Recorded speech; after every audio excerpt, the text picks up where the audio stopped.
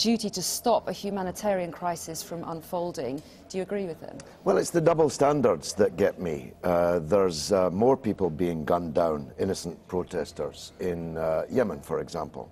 And no one would dream of invading or imposing a no-fly zone on Yemen because Yemen doesn't have oil.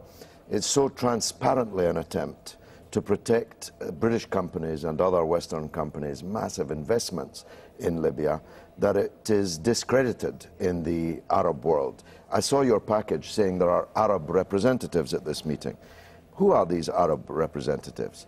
They can't even name themselves or the countries that they come from. But we know that the Arab League came out publicly and backed the UN resolution. But the Arab League is a collection of dictatorships. So we shouldn't be dealing with Arab nations, is what you're saying? No, but don't pray them in aid of an operation that's supposed to be standing up for human rights and democracy. The Arab League, without exception, is a collection of puppet presidents, corrupt kings, every one of them a dictator, every one of them now currently shooting their own people who are demonstrating for democracy. Well, that's right, but what's the alternative? Do we stand by and watch Colonel Gaddafi killing his people? But we are standing by watching... We're preparing to attack. We're standing by watching the Yemen president killing his people. We're standing by watching the Bahrain king killing his people. So what's the difference between them and Libya? Everyone watching this knows the difference is a dirty little three-letter word called oil. So let's not pretend it's about anything... But Libya only produces 2% of the world's oil. It's not a big deal. BP has £15 billion worth of investments, £billion worth of investments in Libya. So don't pretend it's not a big deal.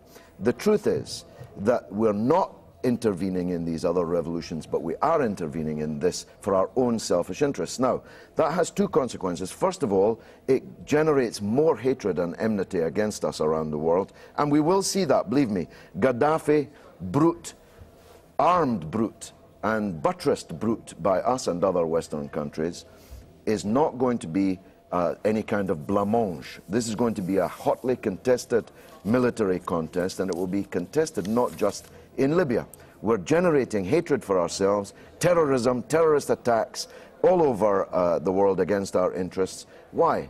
For the oil companies? So you think that will happen? Because Definitely. we have had threats from Gaddafi's spokesman this morning. Gaddafi has a long record. He has a long record of being involved in international terrorism. Everybody should try to remember that. He has a long record of funding terrorist organizations, and he'll do it again. Another reason to intervene in the country, some would say. But he'd only be doing it because we're attacking him.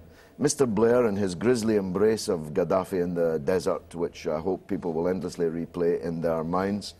Some of us said that this would come to this, and it has. He brought Gaddafi in from the cold, didn't he? So Gaddafi was now just another Arab dictator.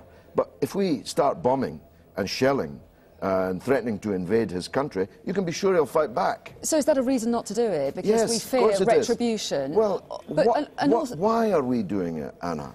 We're a country that can't even pay our bills. We're almost bankrupt. We're laying off hundreds of thousands of people. We can't keep our pensioners warm in the winter. How come we've got money to go to war after war after war in the interests of oil companies and arms companies? That's what people in Britain are asking themselves this morning. So would you say there are any circumstances that would justify any military intervention, or there should be no military intervention anywhere? No, I'm not a pacifist. If our interests are threatened, I'll be the first at the recruiting office to defend our country and our justifiable interests. But they're not in this case.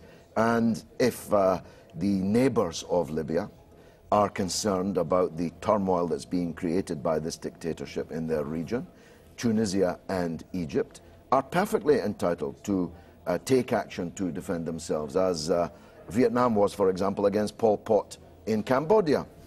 But the North Atlantic Treaty Organization and the former colonial powers in the Arab world have absolutely no right to enter into Libyan internal affairs at all.